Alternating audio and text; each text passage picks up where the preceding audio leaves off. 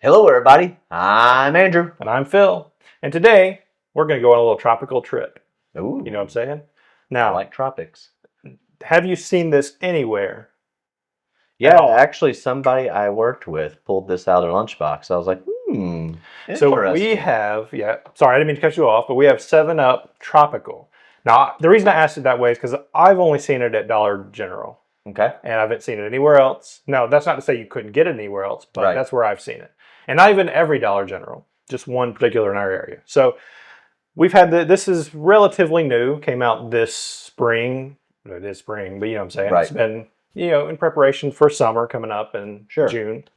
And so we thought, hey, we're going to take a little road trip to somewhere tropical because Yep. it's warming up here. We're finally getting out of the rain, though. Knock on wood, we got Ugh. storms coming Monday. It's been terrible. Yeah. So we want to get through this here in the Midwest. We want to be done with the April showers. And tornadoes. Yeah. So, yeah.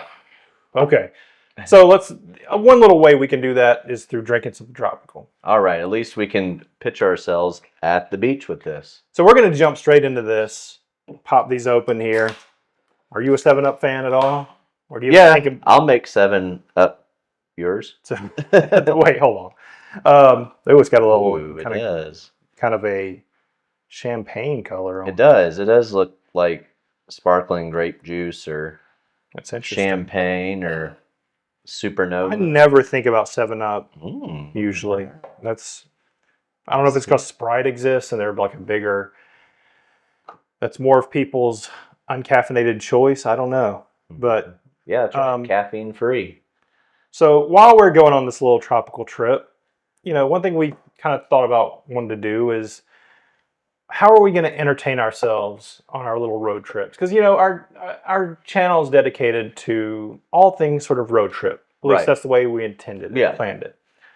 And so we're thinking of this in terms of a virtual road trip, somewhere tropical. That's from the Midwest where we're at. That's a long way away, so we got a lot of time to kill. Right. Yeah. And you could listen to music, we could watch something, we could play something. It depends on where we're at in the car. We're not driving in this Right. one. I mean, you might be because you're going to be. I think you have some music you want to talk about. Yes. So I'm going to let you have the floor while we take our first sips here. Let's do that Yep. first. Let's do this. See what's going on with it. Wow, it smells tropically. Smells tropical. I suddenly realized why it's this color. When I glance down at the can, I know Saw what this is. What? Orange and mango? Yes, I go grab that can. I really like this can art. That's got the teal, the orange, really evocative of a tropical environment. Yeah. Yeah, it's got a little But yeah, it orange reminds there. me. For some reason, it kind of gives me vaporwave vibes. Yeah. You know? That's good. Yeah. Well, that could be a peach. That's a peach, I'm pretty sure. Yeah, because I'm thinking I taste more peach. Is it? That's peach what and mango? basically. I didn't want to say it because I thought as soon as you said orange, I was like, "Wait, am I wrong? Am I an idiot?" Because I looked down the can and said, "Oh, it's a peach. The color is peach," and that's kind of what I got. I like it because it's light. I like that. And I think I can drink more than one and it won't give me a bellyache. because that's not super strong. Right. I like this a lot. Yeah, it's really good. It's probably one of the better things that we've tried here lately. So we're on the road. We're in the We car. are. So are we And going you to go to meet- the typical Midwest to Gulf Shores? Oh, or yeah. Are we going, We're riding top going down. to Panama City? I've never been to. We're going to go to the Gulf side because I've never been to that place. I've never been to the blue waters of the Gulf. I've been to Florida, always in Atlantic Ocean. I've been to the Pacific once with you. Yeah.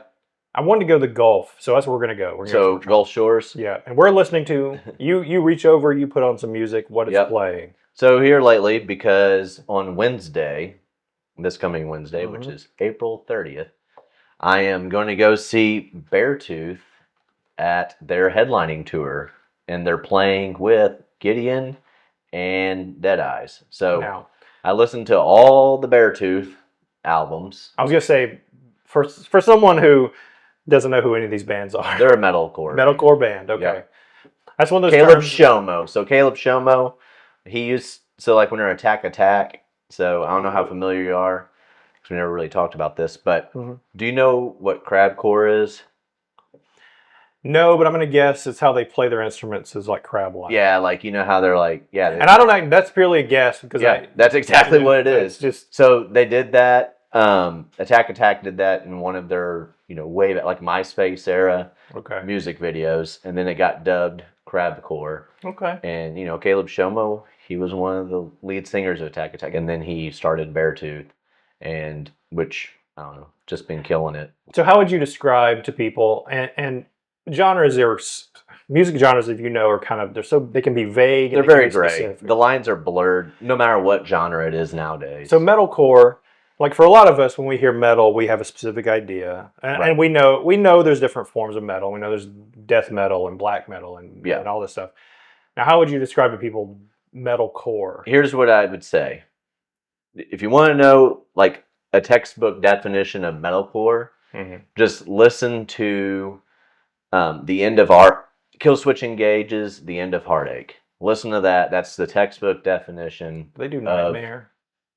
No, that's Avenged Sevenfold. Am I close? Are they no, the same? Nowhere. I was like, I think that's it. But no. Kill Switch Engage did. So Kill Switch CM Engage. Song? Huh? Did they do yep, CM they did the original? CM Punk. Original WWE's. Yep.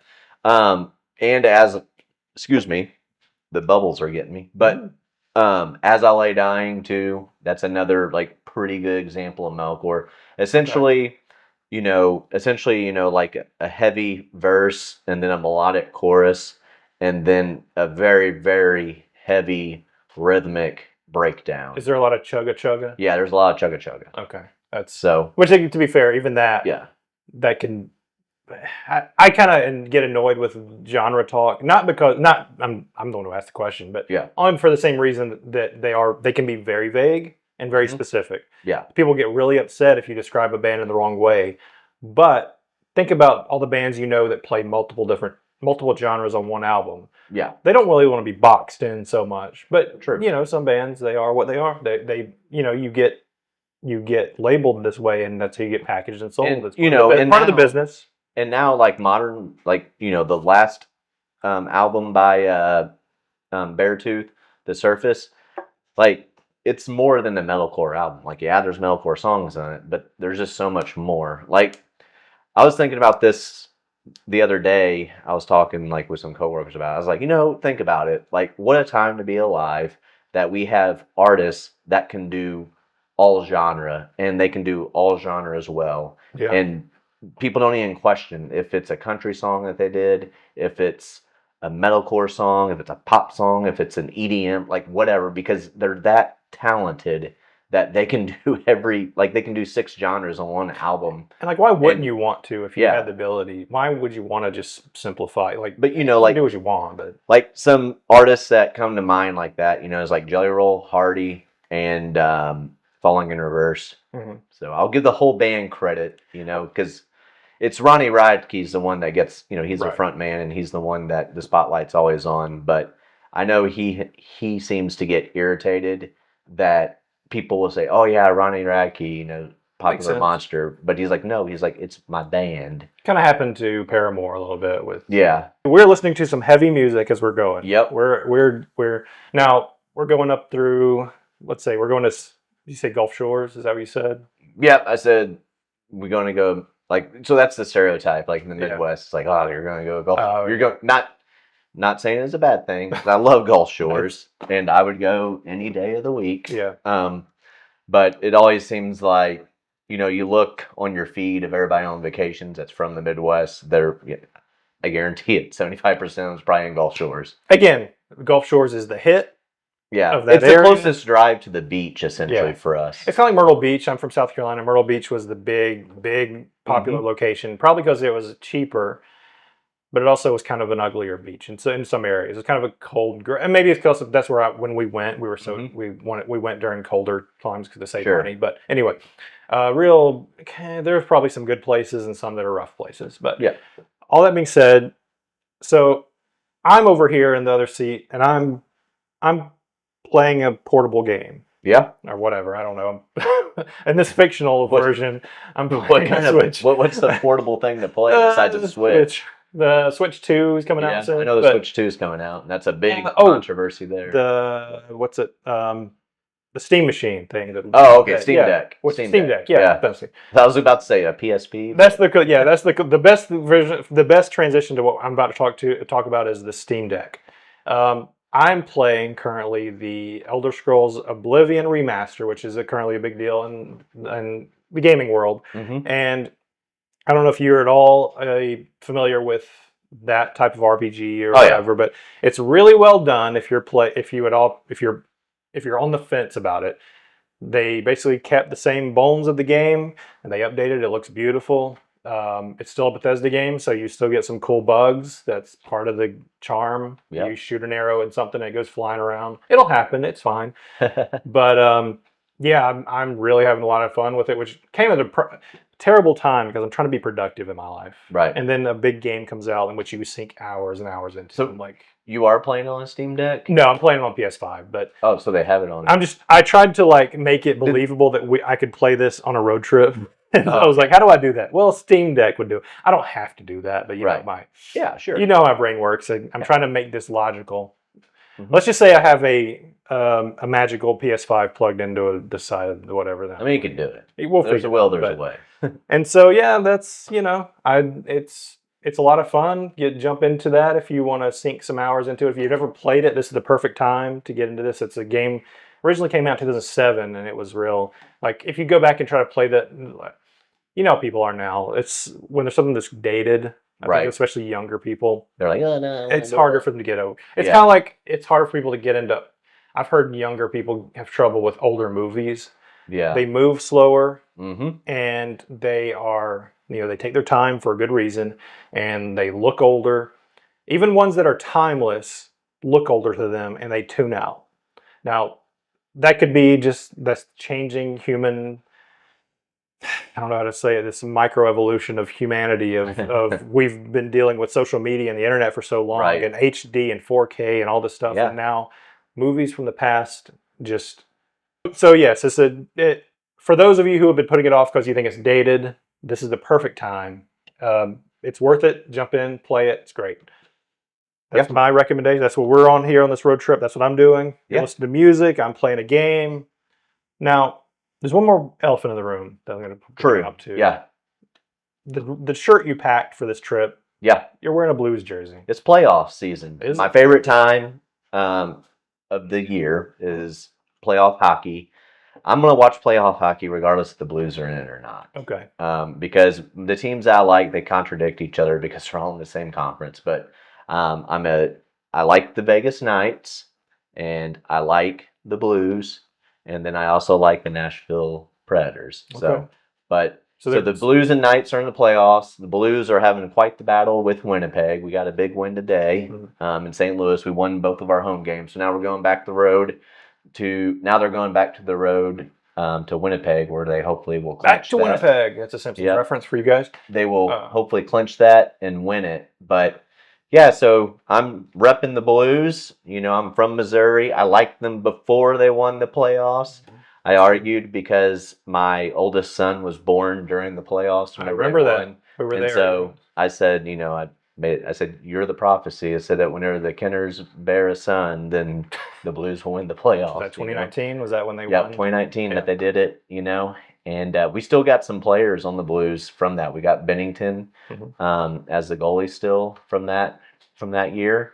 And then we got Sedenquist or Haller. I can't ever pronounce the name. It's a lot of hockey names I can't pronounce. But anyways, he's from that era, and then we got Shin too from that. So I'm definitely looking forward to the Blues. So they have a chance. Hopefully, it's looking just like it did in 2019. Everybody counted them out. They're not going to make the playoffs. Mm-hmm. Some even saying they don't deserve to be in the playoffs because of how they played against Utah.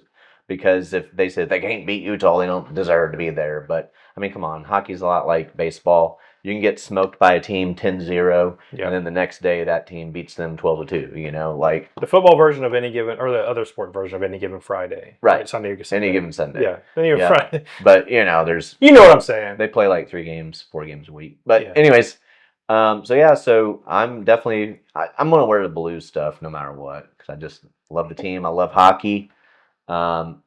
But yeah, so nothing beats playoff hockey, man. Especially the home team, like even when the Blues were playing in Winnipeg, I still loved it because the Winnipeg fans are into it. There's people that they can't get into the stadium to watch them or to the arena, so they're out in the streets watching it on big screens and stuff.